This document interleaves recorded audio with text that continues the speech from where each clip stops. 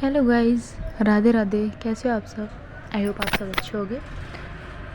तो मैं आज सुबह खड़ी हुई तो मैं अपने काम करने के बाद जैसे ही फ्री हुई, नहाने के बाद फिर मैं पूजा करने से आई। तो मैंने अपने लड्डू गोपाल को स्नान कराया और फिर उनको भोग लगाया और आरती करी। तो सुबह सुबह पूजा करना भी ज़रूरी है क्योंकि अपनी पढ़ाई के साथ साथ थोड़ा माइंड फ्रेश रहता है। तो पूजा कर रही हूँ मैं अपने लड्डू गोपाल की, और बाकी सब भगवान जी भी हैं, सबकी पूजा करी। और यहाँ पे मेरी जो अभी सर्दी का टाइम है तो तुलसी मैया क्या है ना, सूख गई हैं। तो सर्दियों में सबके यहाँ तुलसी मैया सूख जाती हैं ज़्यादातर सर्दी की वजह से। तो ये मेरी तुलसी मैया ये भी सूख गई हैं, अभी दूसरी आ जाएंगी। तो मैं पूजा कर रही थी, पूजा करने के बाद अपनी इसके बाद पढ़ाई करी। तो आज मैंने पढ़ा मुग़ल कालीन के जो सिक्के थे वो उनके नाम थे, तो वो कैसे थे, किसने चलवाए थे, ये सब करके। तो जो मोहर थी यह मुग़ल काल का सर्वाधिक प्रचलित सोने का सिक्का था, मतलब सबसे ज़्यादा प्रचलित था वो सोने का सिक्का। और ससब जो एक सिक्का था वो अकबर द्वारा चलाया गया था।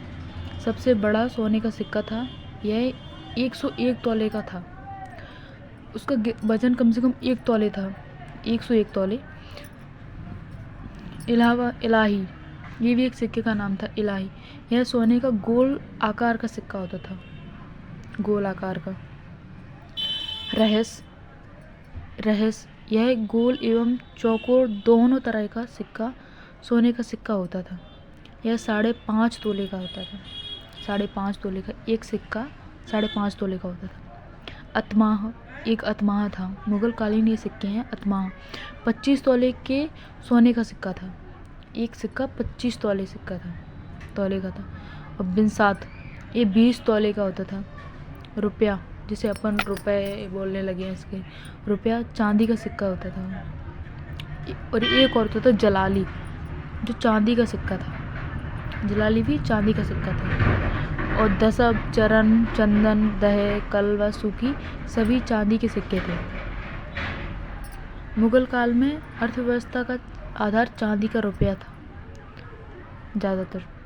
तो ये सब मैं आज इतिहास पढ़ रही थी, उसमें मुझे मुग़ल कालीन का ये सिक्का पता चला, ये सिक्के चलते थे। और सबसे बड़ा सिक्का इसमें है ससब, सोने का था, स्वर्ण। और सबसे प्रचलित सिक्का इलाही था। ससब सब सोने का था और सबसे प्रचलित सिक्का इलाही था। इलाही ये सोने के होते थे सिक्के उसमें।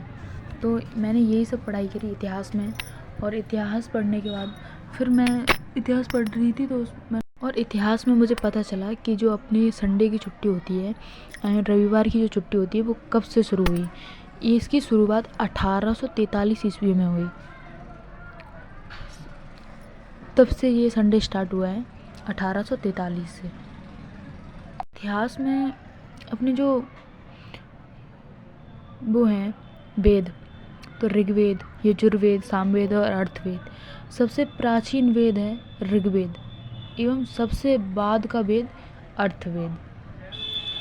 ये जो 4 वेद हैं ज़्यादातर सबने पढ़े ही होंगे क्योंकि ये 6 क्लास से पढ़ाए जाने लगते हैं, क्योंकि ये हमारे प्राचीन वेद हैं तो उस हिसाब से ये चीज़ें पढ़ाई जाने लगती हैं। और यजुर्वेद तथा सामवेद में किसी भी विशिष्ट ऐतिहासिक घटना का वर्णन नहीं मिलता है। किस में? यजुर्वेद एवं सामवेद में। इनमें कुछ ज़्यादा विशिष्ट ऐतिहासिक घटना का वर्णन नहीं मिलता है।